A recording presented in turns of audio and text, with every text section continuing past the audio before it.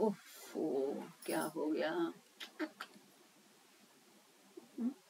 चल रहा है ना? ठीक है, एक मिनट। थोड़ा सा शायद यहाँ पर हटाना पड़ेगा। मेहर बाबा, बड़ा नाजुक काम हो गया यहाँ पर। तो सद्गुरु अपने साधक को या शिष्य को सभी भूमिकाओं को पार करके ले जा करके उसको ईश्वर साक्षात्कार दिला सकता है। कब? जब साधक या शिष्य अपने गुरु से पूरी दिल से प्रेम करता है, तब ये जो भूमिकाओं का मार्ग है, पैसेज है, ये तुरंत इसको पार किया जा सकता है। If the Sadguru wishes, he can, without the necessity of going through all the planes separately, make the curtain of sanskaras between the man and God vanish in the twinkling of an eye. This is important. बाबा कहते हैं कि यदि सद्गुरु की इच्छा हुई तो पलक झपकते ही भूमिकाओं को लंबे देरी से पार करने की बदले पल भर में सद्गुरु किसी को ईश्वर साक्षात्कार करा सकता है। और वो कब करेगा? जब प्रेम तहे दिल से, दिल की हृदय की गहराई से उसे प्रेम दिया जाए, तब ये संभव है। पलक झपकते ही ये पूरी भूमिका, ये रास्ता पूरा सब कटा करके एक पल भर में वो सद्गुरु उसके सारे संस्कार नष्ट करके उसको ईश्वर साक्षात्कार दिला सकता है। Emphasis was continued on loving and holding on to the Sadguru throughout Baba's explanations. हमने देखा है क्रिएशन कॉजेज में सभी लेक्चर के अंत में हमेशा बाबा ने यही कहा कि अपने सद्गुरु से बहुत प्रेम करो, इसका दामन कभी ना छोड़ना, मुझे सतत याद करना। तो इसी प्रकार से सतत एक बाबा जोर देकर कहते थे कि सतत प्रेम करना और सद्गुरु को कभी छोड़ना नहीं, उसके आज्ञाओं का पालन करना, इसके ऊपर बाबा जोर देते थे, एक्सप्लेनेशंस देते थे, स्पष्टीकरण देते थे। As a practical visualization for the boys, Baba said the Sadguru would keep them at the railway stations of each stop from city to city. He said the cities represent desires and stations as observation posts where the protection of the Sadguru assures the boys that they view the cities from a distance only and do not explore them. ये करीब करीब 3 lecture हमने session इस बात पर लिए थे, आपको याद है? क्रिएशन एंड कॉजेज जब हम पढ़ रहे थे तो इस मुद्दे के लिए 3 से क्या 3 नहीं 5-6 सेशन हमने इस बात पर लिए थे, बहुत डिटेल में वहाँ पर। थैंक यू मेहर प्रसाद कि बाबा ने समझाया है कि हर भूमिका एक स्टेशन जैसी है। उस भूमिका में उस साधक को जो भी सिद्धियां प्राप्त होती है, अनुभव आते हैं, ये सारे एक शहर के जगमगाहट जैसे हैं। हमें अगर अपने गंतव्य स्थान को पहुंचना है तो खाली स्टेशन से स्टेशन का यात्रा करनी है। वो स्टेशन के पास में यह शहर है, चलो इसको देख के आते हैं, इसमें थोड़ी खरीदारी करते हैं, कितना जगमगाहट है, ये देखने अगर जाएंगे तो हम वो शहर की लुभावन में फंस जाएंगे। मतलब उस भूमिका में जो भी रिद्धि सिद्धि प्राप्त होती है उसके आकर्षण में हम फंस जाएंगे, वहाँ के आनंद में हम खो जाएंगे, हमारी आगे की यात्रा रुक जाएगी, गाड़ी आगे चले जाएगी, हम शहर में ही फंसे रहेंगे। जैसे कि मस्त लोग हैं, वो अपने अपने स्टेशन में ऐसे फंसे हैं और वहां से वो बिल्कुल ही आगे बढ़ना नहीं चाहते हैं, आगे जाना नहीं चाहते हैं। इसलिए कई मस्तों की हमने कहानी देखी है कि जब वो बाबा को पहचानते हैं परंतु बाबा के पास जाने में, आगे जाने में वो बहुत रिलक्टेंट होते हैं, तैयार नहीं होते हैं, क्योंकि वो जहाँ है उसी में उनको, जय बाबा का, उन्हीं को वहां पर ही आनंद आता है। पर आप यदि सदगुरु की मार्गदर्शन में अपनी यात्रा आध्यात्मिक पथ पर कर रहे हैं, तो सदगुरु आपको ऐसे आकर्षण से रोक लेता है, आपको शहर में घूमने जाने देता नहीं, आपकी यात्रा तुरंत पार करा देता है, फास्ट ट्रेन से आपको यात्रा करा देता है, स्टेशन से स्टेशन, बीच में उतरना नहीं, कहीं शहर जाना नहीं। कब? जब आप सदगुरु कौन? परफेक्ट मास्टर, जिसको स्वयं ईश्वर साक्षात्कार प्राप्त हुआ है, वही केवल हमारी मदद करता है, दूसरा कोई नहीं। जिसने स्वयं ईश्वर साक्षात्कार प्राप्त किया है वही केवल सदगुरु बनने के लायक होता है। तो इस प्रकार से वो जो है बच्चों को बाबा ने ये सब समझाया, स्टेशन का, सिटीज का, शहरों का उदाहरण देके कि किस प्रकार से एक प्रोटेक्शन होता है सदगुरु का अपने शिष्यों के लिए इस यात्रा में। तो ये 3 नंबर का प्रवचन यहाँ पूर्ण हुआ। अब तुरंत हम शुरू करते हैं आगे का प्रवचन number 4, discourse number 4। On December 4, 1927, Baba gave a new discourse to the boys titled What is Religion? महत्वपूर्ण है। 4 दिसंबर 1927 को बाबा ने बच्चों को एक नया लेक्चर दिया। उसका नाम ये था धर्म क्या है। बहुत जरूरी है समझना सभी को।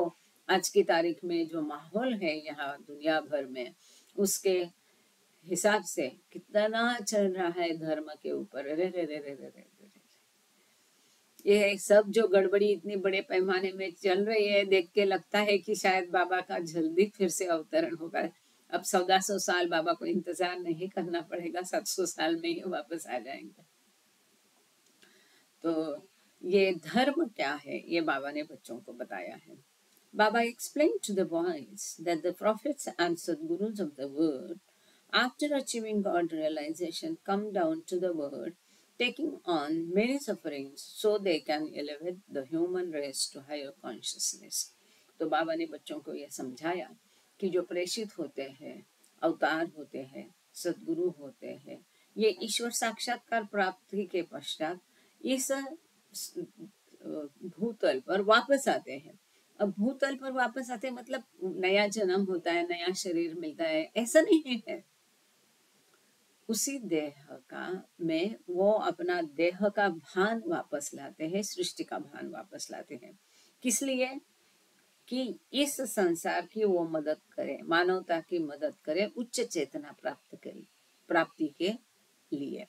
ये करते हुए उनको अनंत यातनाएं सहनी पड़ती है। अपनी उच्च चेतना, परमोच्च अमर्याद चेतना को बरकरार रखते हुए स्थूल की चेतना वापस लाने में उनको अनंत कष्ट, अनंत यातना सहन करनी पड़ती है। बाबा से that such spiritual masters give actual God realization to a selected few of an inner circle in the same lifetime in which they live. बाबा ने ये भी कहा कि ऐसे जो आध्यात्मिक गुरु होते, वो उनके जो अंदर का मंडल होता है, इनर सर्कल, आउटर सर्कल, ईश्वर का, सदगुरु का, अवतार का आंतरिक मंडल और बाह्य मंडल दोनों रहते हैं। तो अपने आंतरिक मंडल के कुछ गिने चुने सदस्यों को परफेक्ट मास्टर सदगुरु उसी जीवन काल में या 1 या 2 जीवन काल में, यहाँ पर दिया सिलेक्टेड फ्यू, गिने चुने थोड़ों को आंतरिक सर्कल के उसी जन्म काल में वो ईश्वर साक्षात्कार दिलाते हैं। The masters also put others who serve and love them on more sound and advanced footings, and to all other humans he gives a spiritual push. बाकी पूरी जो आम जनता है, इनको एक साधारण आध्यात्मिक धक्का वो लगा देते हैं, सही तरीके से वो आध्यात्मिकता में आगे बढ़े इसलिए। और जो बाकी मंडल के सदस्य है, उनको एक जो उनका प्रेम करते हैं, उनकी सेवा करते हैं, उनको और अधिक प्रगत मार्ग पर वो उनको बढ़ा देते हैं, चढ़ा देते हैं। और बाकी आम जनता को एक जनरल आध्यात्मिक पुश, धक्का वो दे देते हैं। The spiritual push for all says Baba, sometimes manifest into a religion. तो कभी कभी ये जो आध्यात्मिक धक्का पूरे विश्व को वो गुरु देता है, कभी कभी उसको वो आध्यात्मिक धक्का का प्रगटीकरण धर्म में तब्दील होता है। उसने जो उस काल को अनुरूप योग्य, उस लोगों की मानसिकता के योग्य, उनके जितने हजम करने की शक्ति है, उसके हिसाब से जो कुछ सीख लोगों को उस समय उन्होंने दी है, उसी का परिवर्तन बाद में धर्म में होता है। The rules and regulations that Sadguru lays down for the fledgling religions over time developed into Christianity, Zoroastrianism, Hinduism, Muhammad and Buddhism. उस समय में उस अवतार ने जो कुछ सीख दी, जो कुछ सिद्धांत दिए, इसके हिसाब से इस प्रकार के बाद में धर्म स्थापित हो जाते हैं, विकसित होते हैं, जैसे कि क्रिश्चियनिटी है, जोरेस्ट्रियन है, हिंदू है, मुस्लिम है, बुद्ध है। ये धर्म उस अवतार के पश्चात स्थापित किए गए, या उस अवतार ने जो सीख दी है उसी का परिवर्तन आगे धर्म में हुआ है। The tenets of these particular religions Baba refers to as Sharia. तो ये जो कुछ सीख दिए हैं, वो जो उन्होंने सिद्धांत दिए, नियम दिए, कायदे कानून दिए हैं उस पर्टिकुलर विशिष्ट धर्म के लिए, तो उसी को बाबा ने शरीयत कहा है या धर्म सिद्धांत कहा है। The religions do not, however, lead one ultimately to the goal, explains Baba. The Shariat of each of the world's major religions leads one only to tariqat, the path towards God realization. बाबा कहते हैं कि ये जो धर्म है वो वास्तव में किसी को भी अपने मुख्य उद्देश्य तक पहुंचाते नहीं। मुख्य उद्देश्य क्या है? ईश्वर साक्षात्कार, अपने मूल स्वरूप को जानना। वहां आपको धर्म लेकर नहीं जाता है, लेकिन वो उद्देश्य की प्रति जो माहौल तैयार करना है, इनिशियल, वो एबीसीडी जो है, अबकड़ जो है, ये धर्म का सिद्धांत सिखाने में मदद करता है। वो धर्म आपका उद्देश्य नहीं है, ना ही हमें धर्म उद्दिष्ट तक पहुंचाता है। यहाँ तक कि यहाँ बाबा ने स्पष्ट किया कि ये धर्म के सिद्धांत एक छिलके जैसे है, उन्हें फेंकना ही पड़ेगा। धर्म जो है छिलके जैसे है, उनको त्यजना ही पड़ेगा, क्योंकि ये कहाँ तक उपयुक्त है आपको आध्यात्मिक पथ पर भी ले जाने वो समर्थ नहीं है। आध्यात्मिक पथ के द्वार के बाहर ही रहते हैं, द्वार तक ही वो आपको छोड़ते हैं। आगे उनका त्याग करके ही आप आगे बढ़ सकते हैं। उसी में लिपटे रहोगे, अटैच रहोगे, मेरा धर्म है, मेरा हिंदू हिंदू, मुस्लिम, कुछ नहीं हासिल होगा। जैसे बच्चों को माँ बाप जो नर्सरी में, जूनियर में, है ना, बच्चों को स्कूल छोड़ने जाना पड़ता है, आपको अंदर प्रवेश देते हैं कोई स्कूल वाले टीचर? अंदर नहीं, गेट के बाहर ही खड़े रहो, बच्चों को अंदर जाने दो। इस प्रकार से ये धर्म को आध्यात्मिक पथ के गेट के बाहर ही खड़ा होना पड़ता है।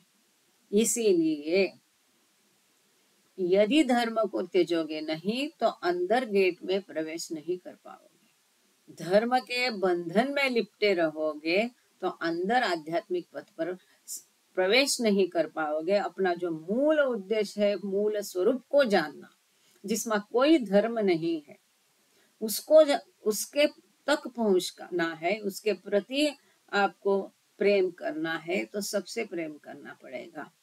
ये धर्म के बंधन को यही त्यागना पड़ेगा। और धर्म का जो है वो ज्यादा से ज्यादा तरीकत, मतलब पथ तक, पथ पर भी नहीं, बाहर ही छोड़ते हैं। Although there are many shariats according to different religions, only advancement beyond these separate shariats to the actual path will lead one to actual realization. हालांकि इस धर्म सिद्धांत काफी सारे हैं, परंतु भिन्न धर्मों के अनुसार केवल ये आध्यात्मिक पथ तक ही ये धर्म आपको छोड़ेंगे. Only advancement beyond this separate शरीयत्स to the actual path. Although there are many shariats according to different religions, only advancement beyond these separate shariats to the actual path. ये धर्म सिद्धांत के आगे जाके अगर आपने अपनी प्रगति कर ली तो और तभी केवल आपको ईश्वर साक्षात्कार मिल सकता है.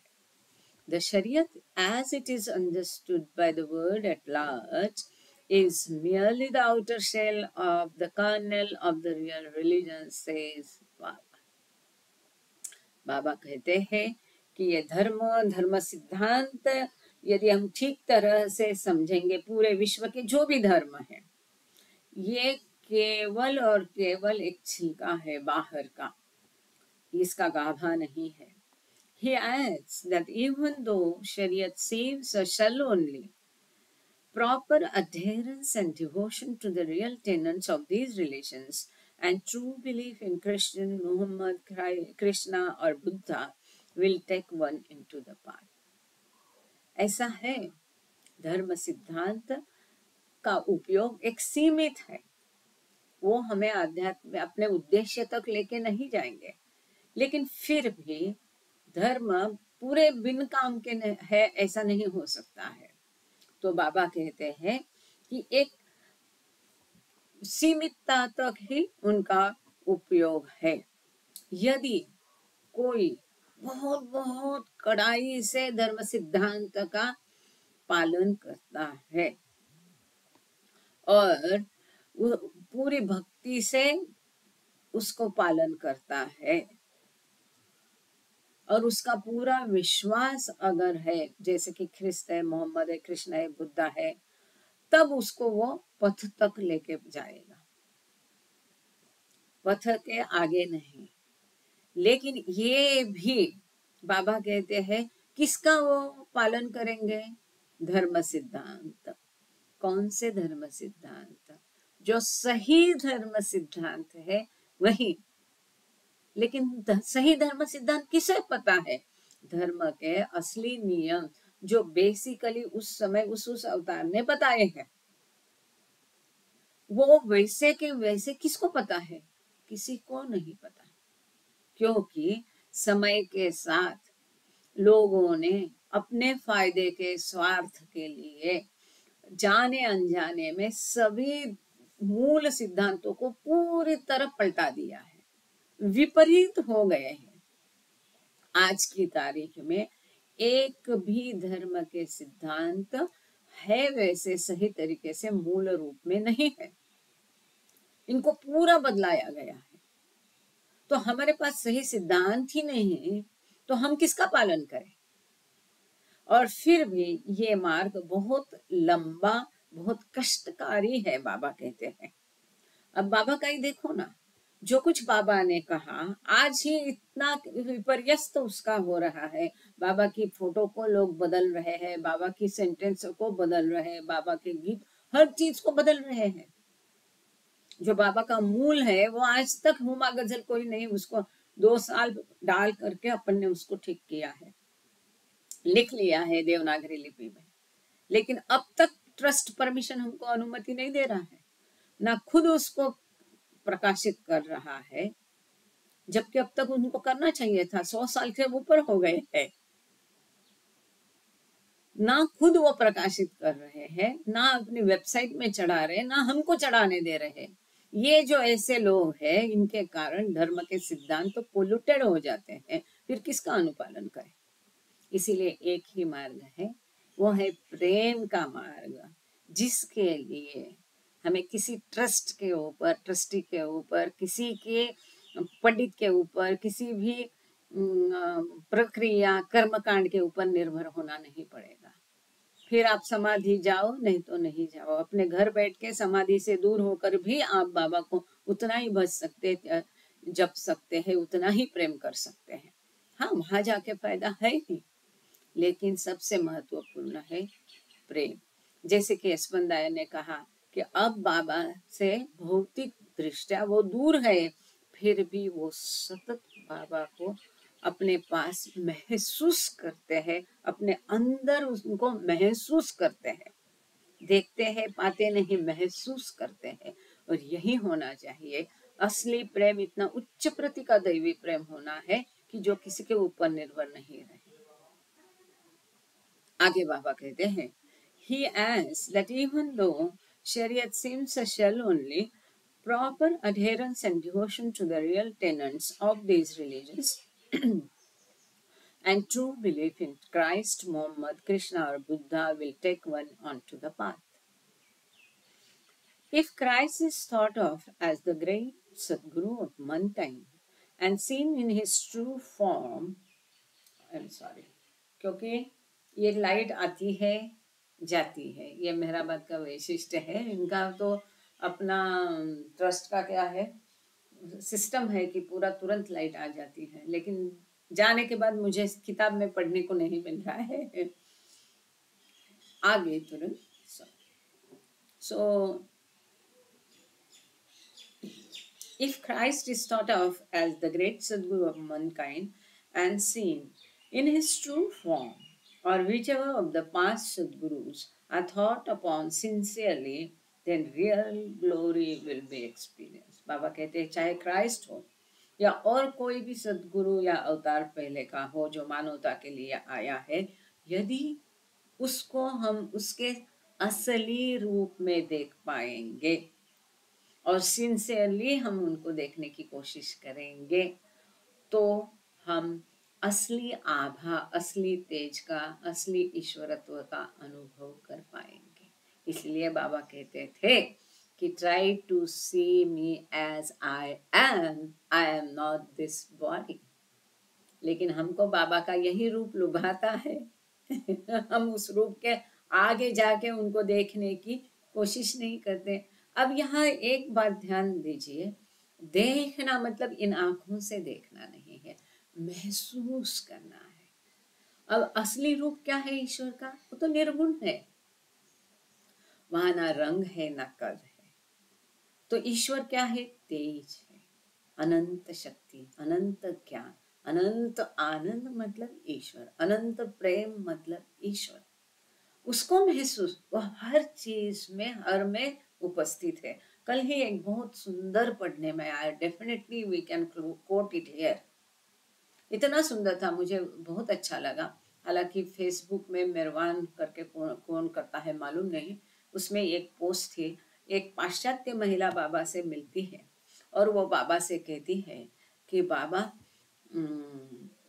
मैं आध्यात्मिकता में आगे बढ़ना चाहती हूँ, मुझे आगे जाना है, आध्यात्मिकता में अपना विकास करना है, मैं ये कैसा कर सकती हूँ? मैं बहुत नॉटी हूँ, शरारती हूँ, तो मेरी ये शरारत कैसे कम करूँ? तो बाबा उसे कहते हैं चिंता मत करो, डोंट बॉदर ऑल दिस। एक काम करो, तुम एक काम करोगी, 1 मिनट का केवल समय देना। हर रोज रात को आप आंख बंद करके ये सोचना, पूरी सृष्टि के साथ खुद को कनेक्ट करने की कोशिश करना। ये सृष्टि मुझसे है, ये मैं, पूरी सृष्टि मेरे में है। शायद मैं थोड़े शब्द मेरे गड़बड़ रहे होंगे, पर मुझे वो पोस्ट बहुत अच्छी लगी। मुझे जो जो पोस्ट अच्छी लगती है और मैंने पढ़ी तो ही मैं उसको आगे फॉरवर्ड करती हूँ, अन्यथा नहीं। तो आप शायद मेरा फेसबुक पेज में भी देख, उसको आपको ये मिल सकती है। तो बाबा ने उसको ये जो कहा, ऐसे उसका मतितार्थ था कि एक में मतलब यहाँ क्या है, महसूस करना महत्वपूर्ण है। वहां ना स्थूल आंखों का काम है, ना नाक का, ना कान का, ना मुख का, किसी का काम नहीं, कोई भी स्थूल इंद्रिय का काम नहीं है महसूस करने के लिए, आत्मा का काम है वो, है ना। तो इस प्रकार से उनको अपने मूल स्वरूप में देखने की, चाहे किसी के धर्म का पालन आप करो, चाहे किसी भी ईश्वर के रूप को आप भजो, कोई भी नाम जपो, इससे कोई, बाबा ने कभी नहीं कहा कि मेरा ही नाम जपो या मेरे यहाँ आओ। हमको भी ऐसा आग्रह नहीं करना चाहिए। ठीक है, आप राम को भजते हैं, पूरे दिल से भजो, वो तत्व, यही तत्व एक ही है। अगर आप यहाँ आते तो और अच्छी बात है, क्योंकि हम जानते हैं बाबा ने लोगों को राम के रूप में भी दर्शन दिए, कृष्ण के रूप में भी दर्शन दिए। बाबा ने स्वयं यह कहा है कि किसी भी रूप को आप भजो, यदि आप तहे दिल से पूरे प्रेम से वो करते हैं तो वो नमस्कार उस काल के अवतार के पास पहुंच जाता है, जो भी अवतार हो। अब बाबा है तो हम तो डायरेक्ट बाबा को ये करते तो उसका डेफिनेटली डायरेक्ट हो गया ना अपना सोर्स, इनडायरेक्ट नहीं है, वाया वाया नहीं है गाड़ी। तो आगे बाबा कहते हैं, Baba points out, however, that although a few may succeed in seeing God following these practices, for most aspirants, the grace of a God experience, Sadguru, is essential. बाबा कहते हैं कि भले ये शरीयत का, धर्म सिद्धांत का मार्ग आप अपना सकते हैं, आप अपना वो मत, ऐसा बाबा ने कभी नहीं कहा है। अपना धर्म त्याजो, ये भी कभी नहीं कहा है। पर बाबा ने ये कहा कि ये बहुत कठिन है, जैसे कि तैसे उसका पालन करना, वो भी मूल रूप का, और ये बहुत लंबा रास्ता है। यदि अगर किसी ने ये पालन किया भी तो भी बहुत सारे साधकों को ईश्वर को अनुभवने के लिए, ईश्वर साक्षात्कार के लिए गुरु की जरूरत पड़ती है। और वो गुरु उसको बराबर वो धर्म के बंधन और लिप्तता, अटैचमेंट और लोभ से बराबर बाहर खींच लेगा। अगर मुझे बहुत नाज है कि मैं मछली नहीं खाती तो वो मुझे बोलेगा मछली खाओ। जो बहुत मछली खाता है उससे वो मछली छुड़ाएगा, जो भी है जिस भी तरीके से। For example, for those who are fortunate enough to be with a Sadguru, the real religion means the religion of love. वो भाग्यशाली जो वास्तव में जो सद्गुरु के संपर्क में है, उनके लिए कोई धर्म की कोई जरूरत नहीं। उनका धर्म एक ही, उनका सद्गुरु, और सद्गुरु के लिए प्रेम, चाहे कोई भी सद्गुरु हो। हमारे लिए हमारा सद्गुरु मेहर बाबा है, क्योंकि वो ऊंचे से ऊंचे है, हाईएस्ट ऑफ द हाई है। उनकी बनाई योजना पर आगे के सद्गुरु काम करने वाले हैं।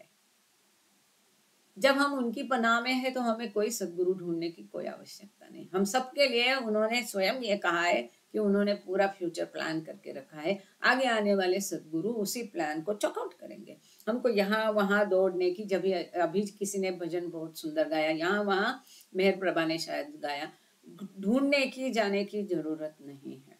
हमारा एक ही धर्म है, वो है प्रेम धर्म।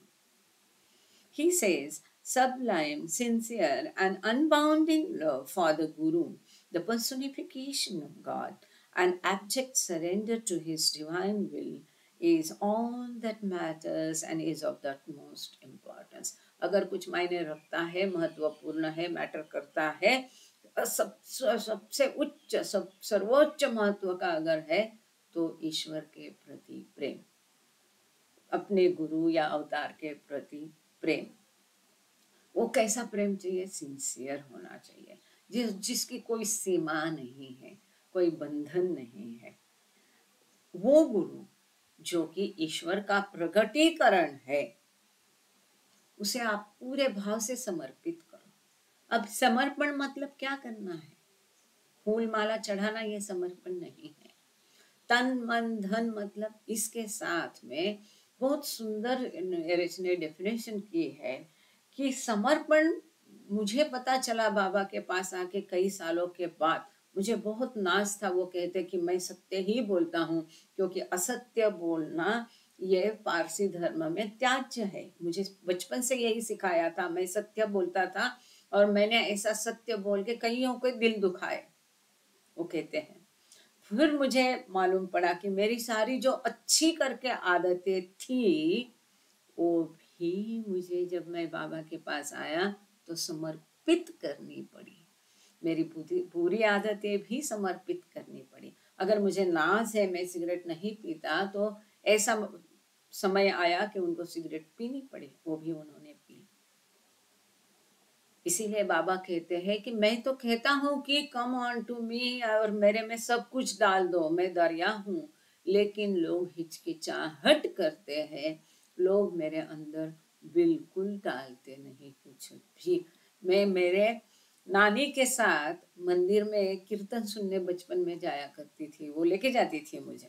कभी मैं सुनती थी, कभी सो जाती थी। तो मुझे आज तक याद है, वो एक कभी कीर्तनकार बता रहे थे कि हर चीज में आप कृष्णार्पण कहो। वो बता रहे थे कीर्तन में, कृष्ण के भक्त हो गए, आप मिर्च डालते कृष्णार्पण, चाय में शक्कर डालते कृष्णार्पण। लेकिन वो एक महिला थी, उसका मन ही नहीं था कृष्ण का नाम, बाकी सब नहीं, मैंने अगर घी कृष्णार्पण किया तो घी चला जाएगा। वो क्या करती थी, कूड़ा करकट कचरा फेंकती थी तब कृष्णार्पण बोलती थी। लंबी हकीकत है, मैं अभी उसको पूरे बोलने नहीं जा रही, शायद आप लोगों को पता होगी। तो हम में जो कमियां है, गंदगी है, वो हम सहजता से छोड़ते नहीं, बाबा को अर्पण करते नहीं।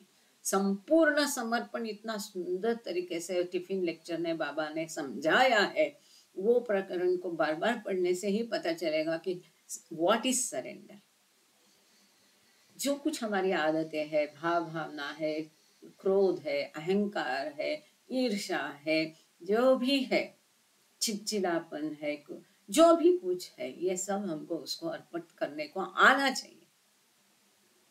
तो जो इस प्रकार से पूरे दिल से उसको प्रेम करेगा, संपूर्ण समर्पण भाव उसमें रहेगा, उसकी मर्जी में अधीन रहेगा, उसकी मर्जी यही मेरी मर्जी, उसकी दैवी इच्छा ही अपनी, उस दैवी इच्छा ही उसके लिए सर्वतोपरि होगी, सबसे महत्वपूर्ण होगी।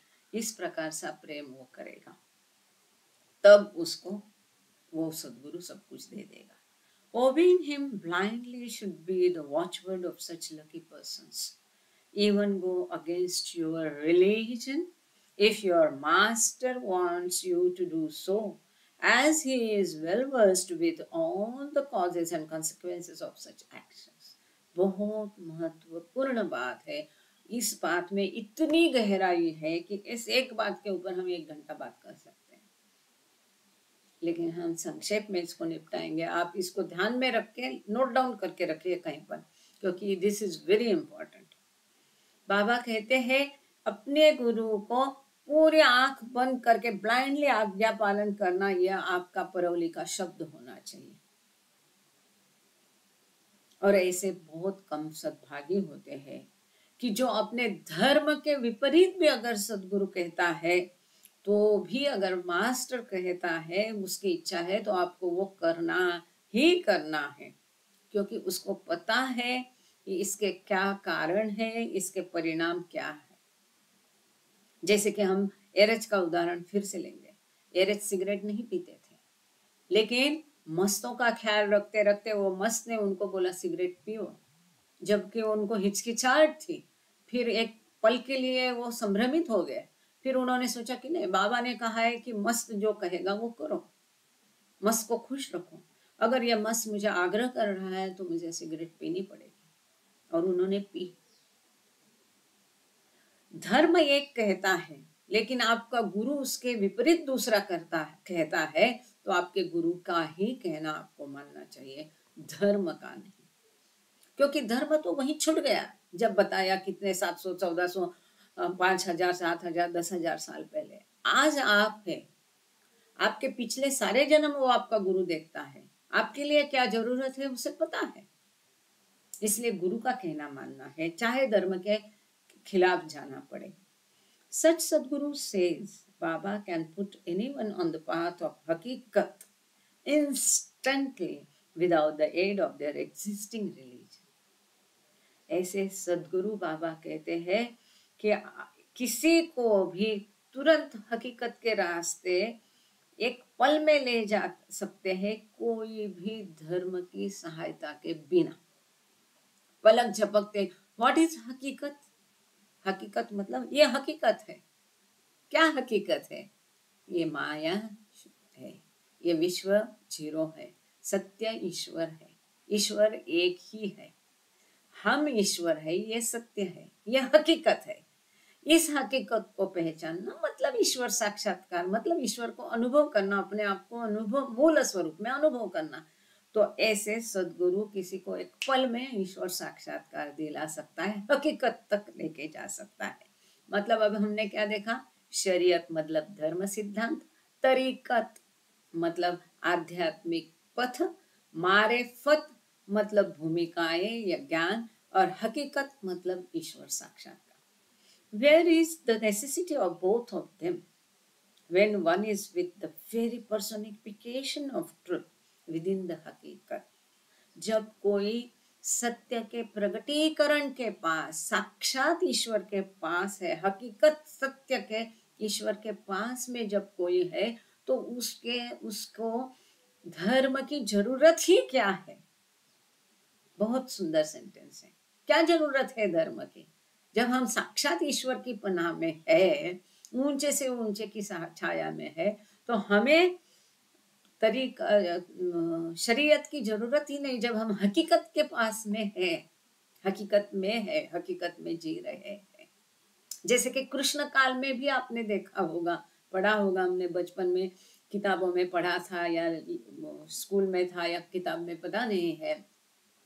ये वो सब बोलता है, उस समय जो यज्ञ होते थे, किसकी, विष्णु की वगैरह पूजा करते थे, तो बोला इसकी पूजा करना जरूरत नहीं है, ये गोवर्धन ही हमारा ईश्वर है। वो गोवर्धन को उठा के दिखाया, सबको बोला कि अब ये पूजा वूजा बंद करो।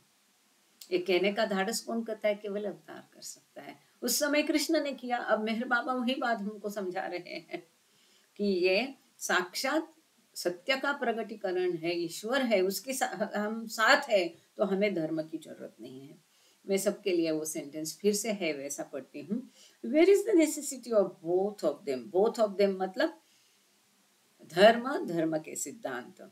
When one is with the very personification of truth within the hakikat, he emphasized that the shariat of religion is for the masses or for those who do not have the benefit of direct contact with a spiritual master.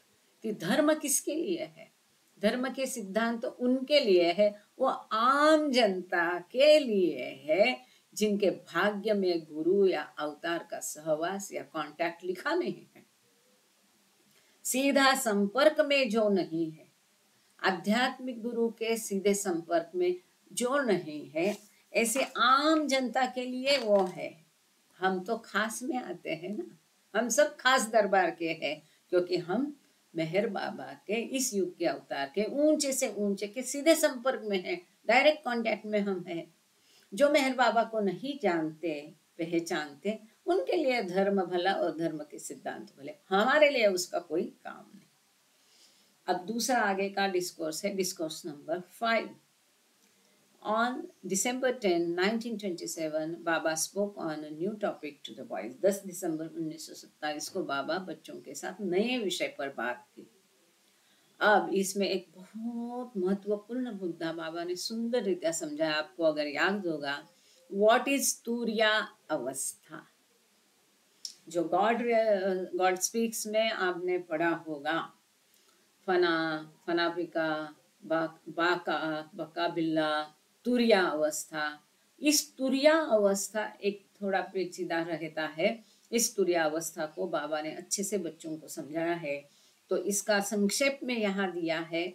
हम ये इसलिए अभी ले लेंगे क्योंकि इसको पूरा करेंगे तो अगले सेशन में शायद हम कश्फ अल हगे के, ये जो किताब कई खुशरू अफसेरी अर्थात राव साहब ने लिखी थी आश्रम के जीवन पर, उसका सारांश देखेंगे। लेकिन उसके पहले हम ये डिस्कोर्स देखेंगे, व्हाट इज तुर्या अवस्था। God realization or तुर्या अवस्था once gained undergoes no change. बाबा कहते हैं ईश्वर साक्षात्कार या तुर्या अवस्था एक बार प्राप्त कर ली तो उसमें कोई बदलाव नहीं आता है। There is no difference in this divine connection with either a मजहूब, सलीक और Qutub.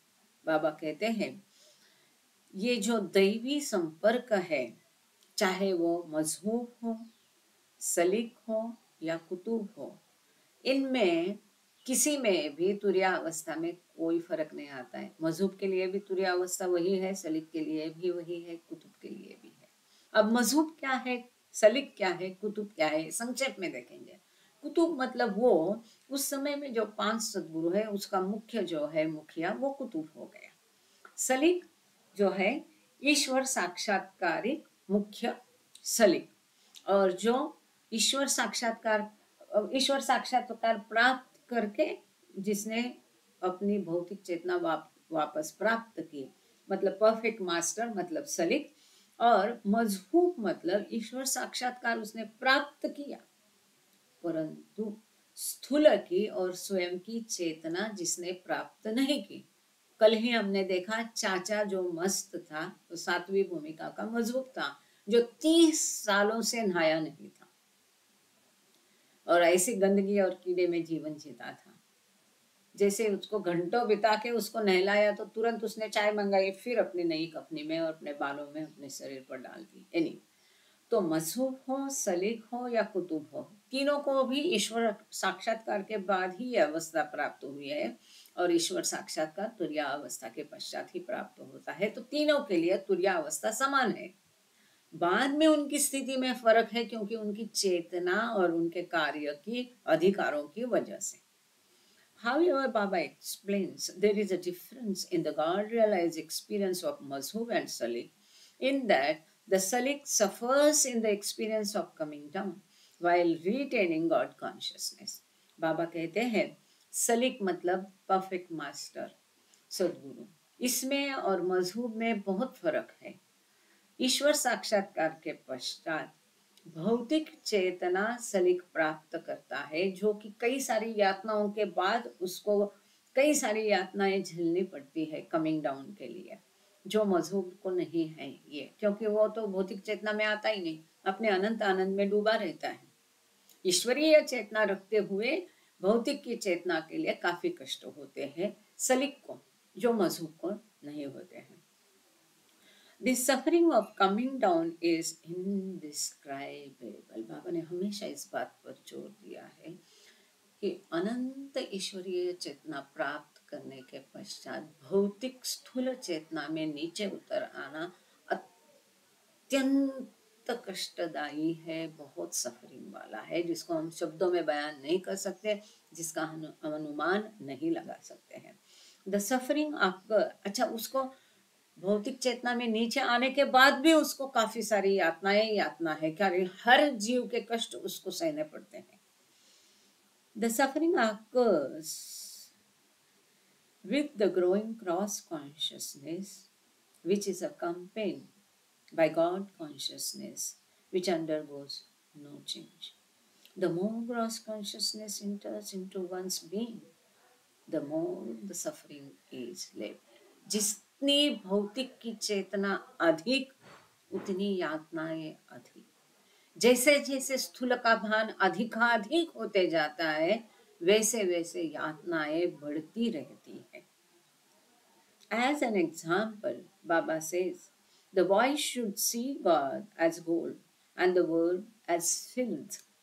When the film first advances towards gold, the film gets less and less until one becomes one with gold and no vestige of filth remains.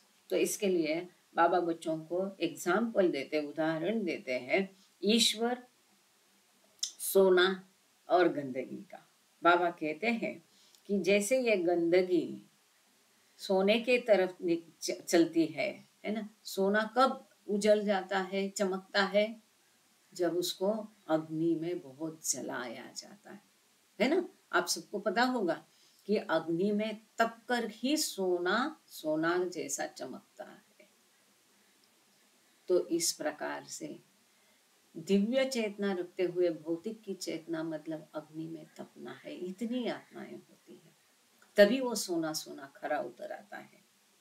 जैसे जैसे वो तपता है वैसे वैसे उसकी गंदगी कम होती जाती है और तब वो पूरा शुद्ध सोना होता है, तब कोई गंदगी उसमें नहीं बचती, तब वो चमकने लगता है। दिस इज द मजहूब सेज बाबा। ये कौन है? मजहूब है। The salik on the other hand also achieves gold or God, but has to come down into filth again. अब ये filth मतलब संस्कार, ये घट के शुद्ध सोना होना मतलब ईश्वर साक्षात्कार होना। ये कौन है? मजहूब है। अब सोना होने के पश्चात फिर से गंदगी में आना मतलब ईश्वरीय चेतना को प्राप्त करना, ये होता है सदगुरु।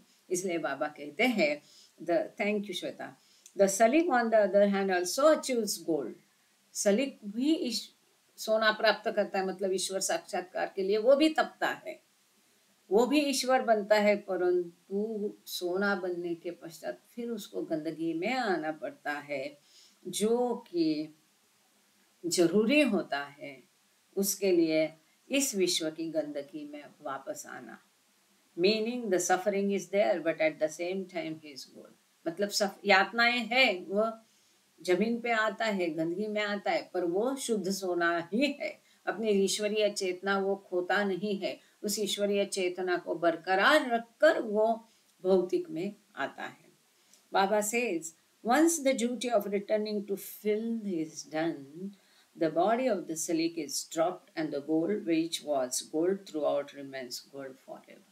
ये भी बाबा ने बताया है कि जब सलीक अपना देह छोड़ता है तो क्या होता है, वो जो ईश्वर बना, वो ईश्वरीय चेतना उसकी कायम रहती है। केवल वो जो फिल्द मतलब अपना भौतिक शरीर उसने ठीक के रखा था, उसको वो छोड़ देता है। Once the duty of returning to filth is done, the body of the salic is dropped. एक बार इस भौतिक जगत में उसके लिए जो कर्तव्य उसका था वो निभाने के पश्चात वो सलीक अपना शरीर छोड़ देता है, लेकिन उसका गोल्ड मतलब ईश्वरीय तत्व हमेशा के लिए ईश्वरीय तत्व बनके ईश्वर अवस्था गॉड स्टेटस टू बी में वो स्थित होता है। कृपा करके कभी गलत समझना नहीं कि वो बियॉन्ड स्टेट में जाता है, नहीं, परात्पर परब्रह्म अवस्था में नहीं जाता है, ईश्वरीय अवस्था में वे अपना अनंत अकाल तक अनंत आनंद में वो पर्टिकुलर आत्मा ईश्वर बन के हमेशा के लिए रह जाती है। The difference between an ordinary person and a malshub is that the person has a finite mind and no bliss, while the malshub has no mind but all bliss. अब यहाँ पर एक सुंदर मुद्दा बाबा ने दिया है। बाबा कहते हैं सामान्य मनुष्य और मजहूब में क्या फर्क है। मजहूब को मन नहीं रहता है, अनंत आनंद रहता है, और सामान्य मनुष्य को मन रहता है और आनंद की कमी होती है। बाबा सेज द डिफरेंस बिटवीन, आपको शायद सुषमा जी तकलीफ हो रही है सुनने में, बाकी लोग सुन पा रहे हैं। The difference between an ordinary person, thank you. The difference between an ordinary person and a mazhub is that the person has a finite mind and no bliss. मनुष्य का मन सीमित होता है, छोटा सा होता है, कोई आनंद नहीं उसके पास होता है। इतना सा आनंद और दुख इतना बड़ा, सुख पाता जवा पाड़े दुख पर्वता है बड़े। लेकिन मजहूब को मन होता ही नहीं और अनंत आनंद में वो डूबा रहता है। The Qutub on the other hand has, अच्छा मुझे लगता है हमें समय हो रहा है, या ये हो जाएगा? Shall I try? Okay. The Kutub on the other hand has a universal mind and also all bliss, but because of the universal mind, the sufferings are also universal. इसके विपरीत जो कुतुब होता है, पांचों सदगुरु का मुखिया, उसका मन जो है वैश्विक मन होता है, अनंत आनंद उसके पास रहता है, परंतु चूंकि उसका मन वैश्विक है तो उसको भी अनंत यातनाएं सहन करनी पड़ती है। The Kutub has to suffer terribly. बाबा ने हमेशा कहा कुतुबियत प्राप्त करने के पहले भी उसको सहन करना पड़ता है और बाद में भी सहन करना पड़ता है। But we will stop here. This is very beautiful. Only one para left. कोई बात नहीं है, हम अगले सेशन में ये पैरा करेंगे और वो किताब के बारे में भी पढ़ेंगे। Thank you Baba, thank you all of you for joining. अवतार मेहर बाबा की जय। प्रेयर कौन करेगा, किसको देवे अच्छी प्रेयर के लिए? चलो, कौन प्रेयर करना चाहता है? जो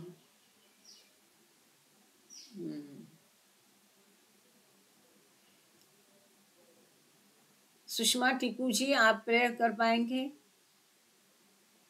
हिंदी, इंग्लिश, आवाज आ रही? जय बाबा।